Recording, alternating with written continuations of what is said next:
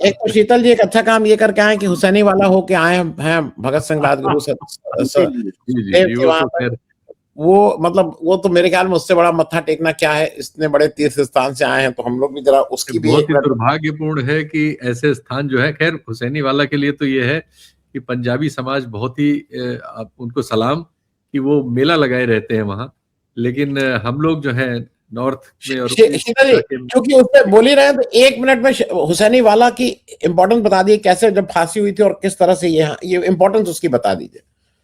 वो बिल्कुल हमारा और पाकिस्तान के बंटवारे की सीमा पर है।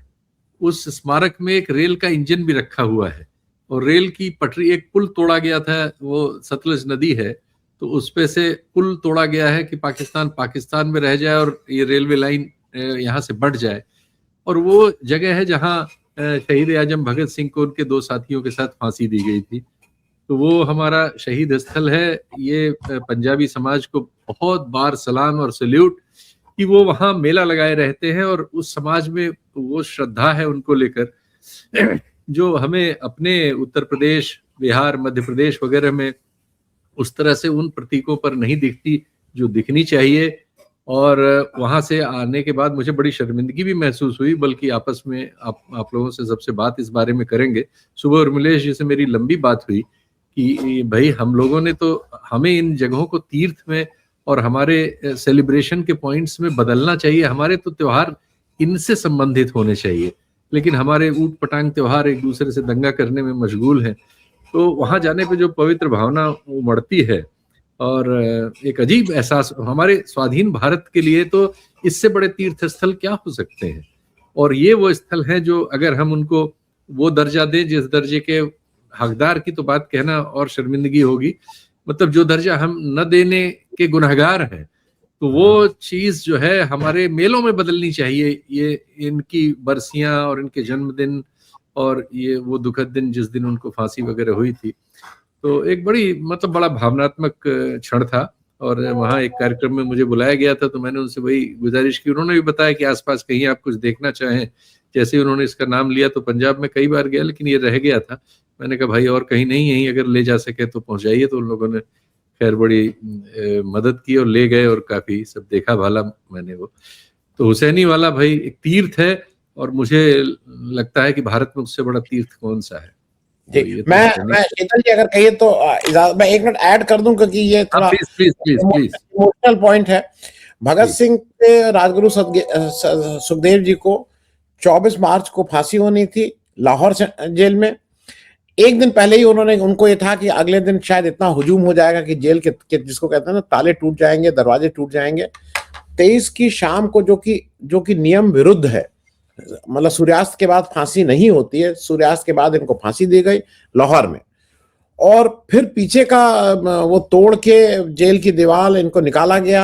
लाहौर के पास रावी नदी है, रावी के तट पे ले जाके इनका अंत्येष्टि करने की कोशिश की गई। लोगों ने देख लिया और वहां से इनकी छत लाश को ट्रक में लाद के इन लोग भागे वहां से, मतलब अंग्रेज हुकूमत जो उस समय थी, और उसको हुसैनी वाला लाए, जो सतलज के किनारे, सतलज हुसैनी वाला में, वहां पे इनका अंतिम संस्कार हुआ।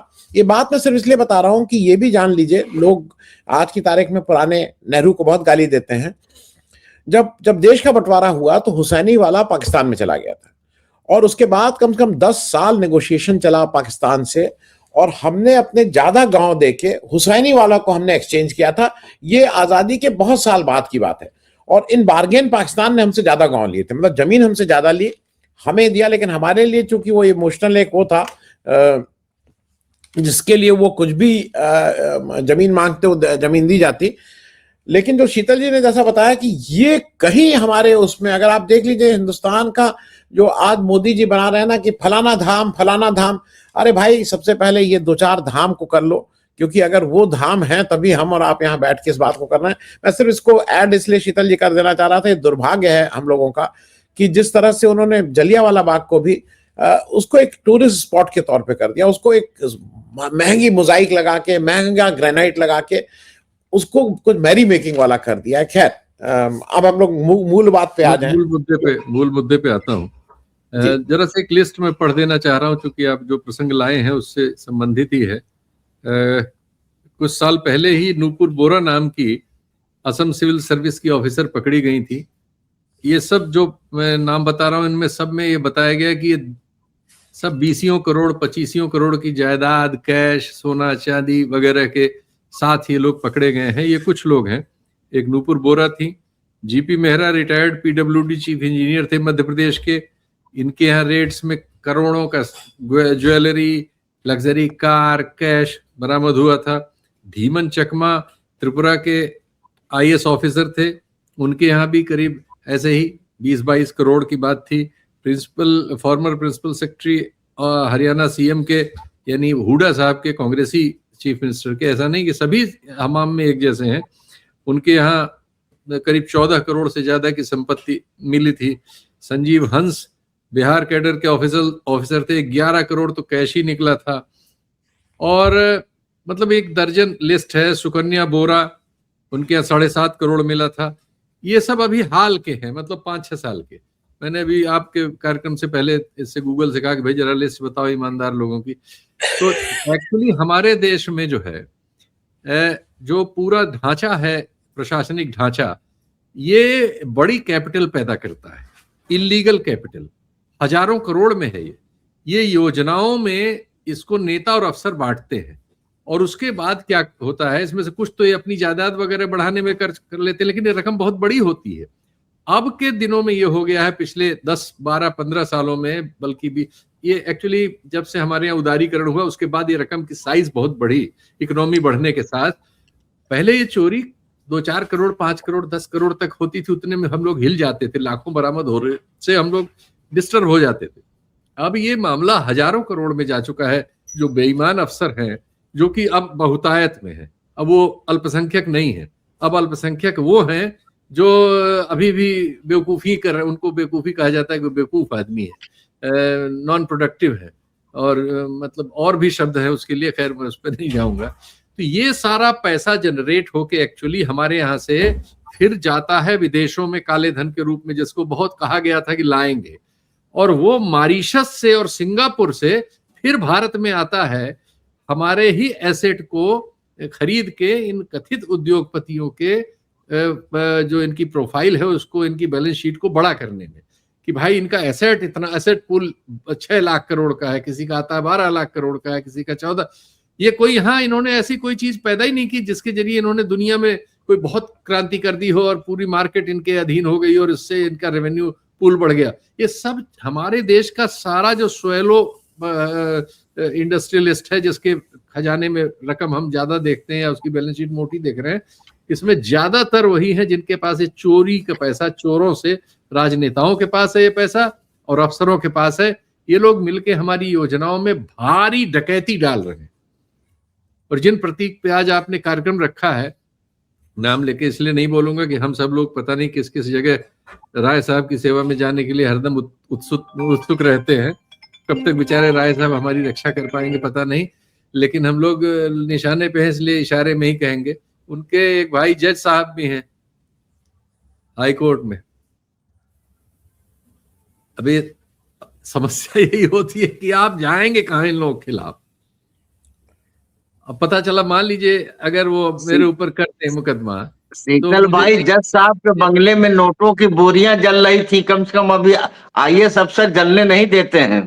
जी जी जी जी जी, सुरक्षित रख। हाँ, आईएएस अफसर प्रवीण हैं, और जजेस के यहाँ तो यह कि सुरक्षा नहीं कर पा रहे हैं और जलानी पड़ रही है। तो भ्रष्टाचार का जो साइज है वो, ये क्रोनी कैपिटल के इस जमाने में, अगर हमारा देश 36-38 लाख करोड़ का ट्रांजैक्शन सालाना कर रहा है, तो आप समझ लीजिए कि उसमें करीब 10 लाख करोड़ तो चोरी हो रहा है। और ये एक किसी को पकड़ने का कोई मतलब ही नहीं है, पूरी भांग। अब तो मुझे मतलब पहले होता था कि हम लोगों के जमाने के जो इलाहाबाद वगैरह से निकले हुए युवा होते थे बहुत सारे, तो उसको ये राय साहब वगैरह ये लोग बरगला के उन सबको कुछ इधर उधर का पढ़ाए रहते थे। 10-15 साल उनमें बड़ी दूसरी बू रहती थी, और उसकी वजह से वो जगह जगह बेचारे चोरी पकड़ने उकड़ने काम किया करते थे। बाद में हो जाते थे क्योंकि समाज तो एक तरफ जा रहा था। लेकिन अब तो जो आता है जिला अधिकारी लगता है, एकदम पता लगता तीसरे साल चौथे साल में है, और वो बताने लगते हैं कि साहब वो उसमें आर्म्स वाले में इतना ले रहा है, फलाने में इतना ले रहा है, ढिमाके से आप बात कर लीजिए। हर जगह कुएं में भांग पड़ी हुई है। एसडीएम इतना पैसा बना रहे हैं, और कांस्टेबल्स के घर में जब 7-7 करोड़ निकल रहा है तो हम लोग कहाँ हैं? मतलब बिल्कुल एक अजीब दुनिया पैदा इन लोगों ने कर ली है, जिसमें इस देश की ऐसी मार्मिक लूट कर रहे हैं। आप बताइए कि अभी बिहार में एक लिस्ट निकालिए कि कितने पुल गिरे हैं, तो वो संख्या दर्जनों में जाएगी। वो लगातार बनते रहते हैं, लगातार रिपेयर होते रहते हैं। इंफ्रास्ट्रक्चर पे करीब 25-26 हजार करोड़ का हमारे पास लोन था।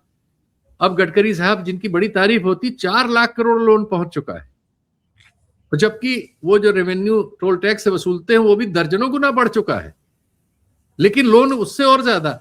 ये सब में भारी लूट हो रही है, और यही सब आके लौट के आ रहा है जो अडानी साहब का पोर्टफोलियो बढ़ा रहा है कि सारे एयरपोर्ट उनके हो जाएंगे, सारे पोर्ट उनके हो जाएंगे, सारे स्टील प्लांट उनके हो जाएंगे, सारे कोयला बिजली उनकी हो जाएगी, सारा बिजली का डिस्ट्रीब्यूशन उनका हो जाएगा, रातों रात सोलर के सबसे बड़े वो प्रोड्यूसर हो जाएंगे, सीमेंट के। पैसा उनका रेवेन्यू कहाँ है? रेवेन्यू कहाँ से आ रहा है? कहाँ से वो प्रॉफिट हो गया कि इतनी चीजें वो खरीद ले रहे हैं? ये सब इसे चोरी का पैसा घूम के एक भाई उन्होंने विदेश में साइप्रस में छोड़ा हुआ है, और कोई पकड़ेगा नहीं। जो नसेबी पकड़ेगी, न सुप्रीम कोर्ट पकड़ेगा। देख रहे हैं सुप्रीम कोर्ट रोड में तो जिस जज ने उनका 1400 करोड़ रुपए उन्होंने राजस्थान सरकार को धमका के ले लिया था पैसा, जिस जज ने उनका फैसला किया कि ये पैसा वापस करे, उसी शाम, उस दिन में उसने फैसला किया, शाम को उसका ट्रांसफर हो गया। ये सरकार तो अब बची नहीं है, सब कुछ इन्हीं लोगों की जेब में। सेबी में तो वही नियुक्ति करते हैं, कहा जाता है। एमएमटीसी वगैरह से वो शुरू हुए थे, और अब तो भाई इस लेवल का करप्शन तो भाई अब असंभव है। इसलिए किसी एक प्रतीक से तो हम क्या, यही लोग नियामक हैं, तो इसीलिए पीएमओ में भी मिलेंगे, सीएमओ में भी मिलेंगे, और हर जगह यही लोग मिलेंगे। और हम लोग इनको इसी तरह से कभी कभी इन पर खबर वबर आ जाए तो थोड़ा बहुत जुगाली करने के लिए अभिशप्त हैं, और क्या कहा जाए। जी, मैं एक चीज सर शीतल जी, आपको इसलिए एक छोटी टिप्पणी लेके आप निकल जाइएगा। जी जी। आपने बहुत मतलब एक कुछ लोगों के नाम गिनाए, लेकिन मुझे ऐसा लगता है कि हमारे यहाँ के जो उत्तर प्रदेश की साइज इतनी बड़ी है कि यहाँ के कुछ नौकरशाह ऐसे हैं जो अपने नैनीताल और रानीखेत और काठगोदाम के बंगले में कुछ पैसा पकड़ा जाता है, और पैसा 50 करोड़, 60 करोड़, 70 करोड़, 55-60 करोड़, और उसको लेके हालांकि फिर ये भी कि वसूल भी लिया जाता है, क्योंकि दूसरे जो भाई साहब जो आपको ठाए ठाए करके जो पैसा लेते हैं आपसे, वो भी आजकल एक ठाए ठाए वाले पैसा है। वो एक ठाए ठाए करते हैं और 10 ठाए ठाए वालों से पैसा वसूलते हैं, पैसा ले। हाँ, पूरी एकदम गाज गिरी हुई है, पूरी व्यवस्था है। मैं सिर्फ याद इसलिए दिला दूं शीतल जी, और एक छोटी टिप्पणी ये ले लूं। मेरे जब भाई साहब एमएलए थे, मैं दर्शकों को बता दूं, तो शीतल जी उस समय शुरुआत किए थे अपनी पत्रकारिता की। मुझे ठीक से याद है कि भैया को लगता था कि, और पूरे उसको हम सब लोगों को लगता था कि वीर बहादुर सिंह जैसा तो भाई भ्रष्टाचारी पैदा ही नहीं हुआ। और भ्रष्टाचार उनका ये पकड़ा गया था कि उन्होंने देहरादून में एक मकान बनवा लिया था छुपा के, और उसकी फोटो वोटो लेके मार के, ये देखिए एक मकान बनवा लिया इस चीफ मिनिस्टर ने, ये चोर चीफ मिनिस्टर। और हम आप भी कन्विंस थे, मैं भी कन्विंस था कि कितना भ्रष्टाचारी आदमी। आज लगता है तो लगता है या तो हम लोग बहुत बच्चे थे, या हम उन्हीं कागजों की वजह से राजकेश्वर सिंह पत्रकार बने। वो हमारे यहाँ खबर नहीं छपी थी तो राजकेश्वर जी ने उसको जनसत्ता में लिखा, और राजकेश्वर जी उसी जो भाई साहब आपके लेके फाइल घूमते थे लखनऊ में, तब कोई नहीं छाप रहा था। तो उसको जो है, ये कोई अगर सोचिए आज की तारीख में, तो मकान तो अगर चपरासी क्या जो संविदा पे कर्मी है सरकार में, वो उस तरह के 4-6 मकान बनाए हुए हैं। एलडीए का कौन ऐसा बाबू है जिसके 20 मकान उत्तर प्रदेश में ना हो? मैं वो राजेंद्र बाबू भी बुला रहे हैं, उनका भी कुछ करने, उनके यहाँ भी भाषण दे ले। नमस्कार।